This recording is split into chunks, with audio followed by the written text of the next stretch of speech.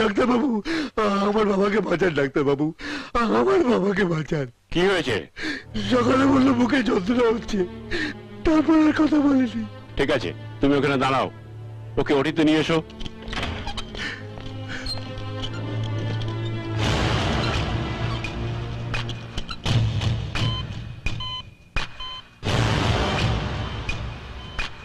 এ তো অনেকক্ষণ আগে মারা গেছে, বডি ডিকম্পোজ হতে শুরু করেছে। সে পেজান, এখনো কয়েক ঘন্টা একে বাঁচিয়ে রাখতে হবে।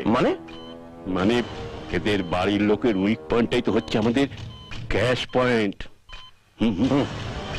ডাক্তারবাবু, আমার বাবা একেবারে শেষ করে তো নিয়ে এসছো, একটা বড় অপারেশন করতে হবে, 50,000 টাকা ক্যাশে জমা করে দাও।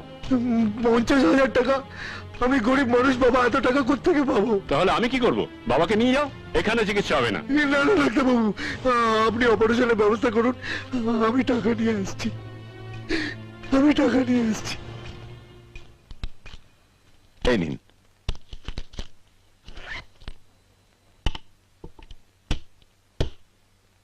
স্যার, 50,000 টাকার রিসিপ্ট, সরকারি শিলমোহর দিয়ে।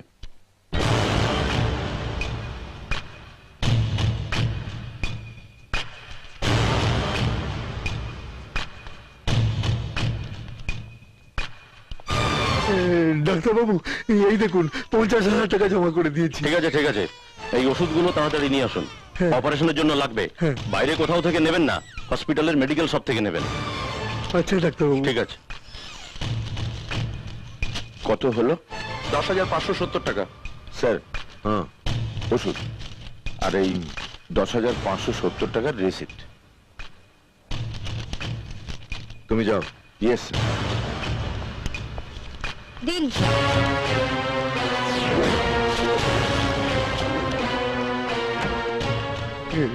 ডাক্তারবাবু, আমার বাবা। দেখো, তোমার বাবার কেসটা খুব কমপ্লিকেটেড, আর এরকম অপারেশন করা কোনো ডাক্তার আমাদের এখানে নেই। তাহলে তুমি চিন্তা করো না, একজন ডাক্তার বিদেশ থেকে আজই আমাদের হাসপাতালে আসছেন, আর তার সঙ্গে আমার কথাবার্তা সব হয়ে গেছে। তবে একটু কস্টলি, প্রত্যেকটা অপারেশন করতে 1 লাখ টাকা করে নেন।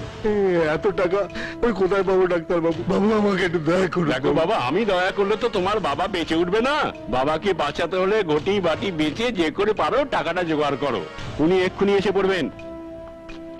Hello, doctor Bhatnagar. Hello hello, welcome welcome. আপনার ফোন পেয়ে তো আমি চলে এলাম। ইনি পেশেন্টের ছেলে। আচ্ছা, don't worry, I am here. যাও, তাড়াতাড়ি টাকাটা জমা করে দাও, তারপরেই অপারেশন হবে। Please come doctor. ইয়েস।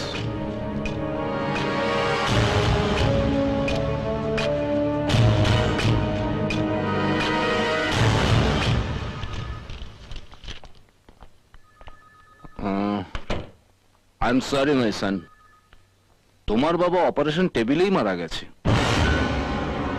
উনি অপারেশন টেবিলে মারা যাননি, উনি মারা গেছেন কাল রাতে।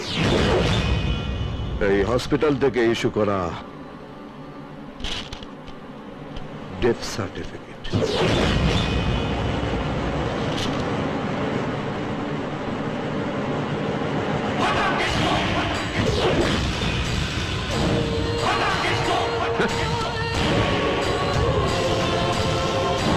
স্বরাষ্ট্রমন্ত্রী ফাটাকেষ্ট। গুন্ডা ফাটাকেষ্ট। 7 দিনের জন্য শুধু পোশাকটা বদলেছি। একজন মরা মানুষকে অপারেশনের টেবিলে শুইয়ে অনেক ব্যবসা করেছেন, এবার আপনাদের সবাইকে অপারেশন টেবিলে শুইয়ে বৃন্দাবনে পাঠাবো। স্যার। চল স্যার। চল। মারবেন না স্যার।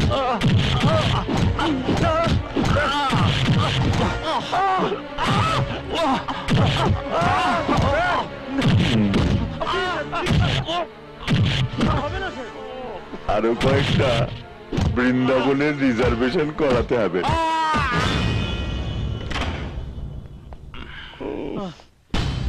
1 2, আরেকটা কি হলো? এই তো 3। তো অপারেশন সাকসেসফুল? হ্যাঁ, সাকসেসফুল।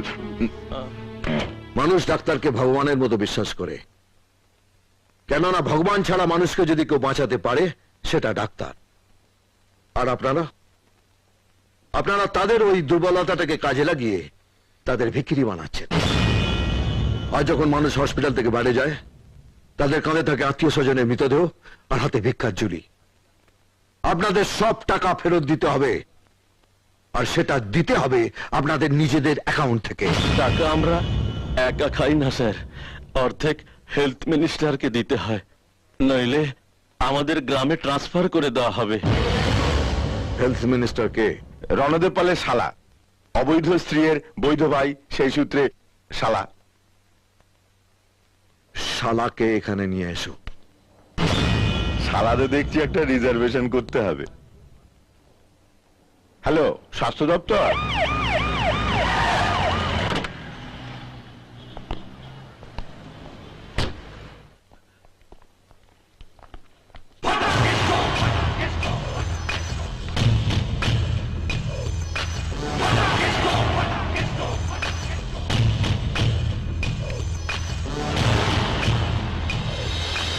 স্বাস্থ্য দপ্তরের কাজে স্বরাষ্ট্রমন্ত্রীর নাক গলানোটা ভালো দেখায় না।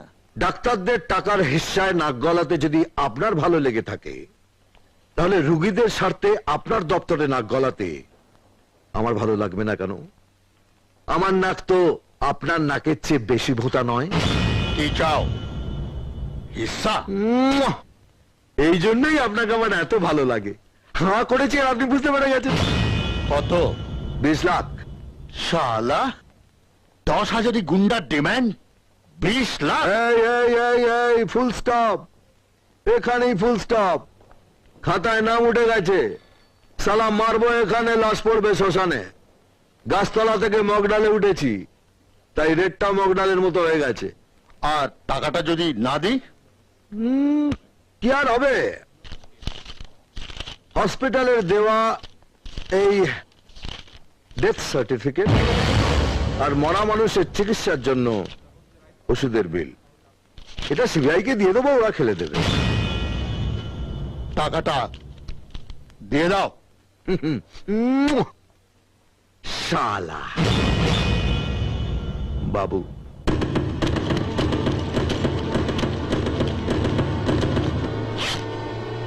এই নিন স্যার।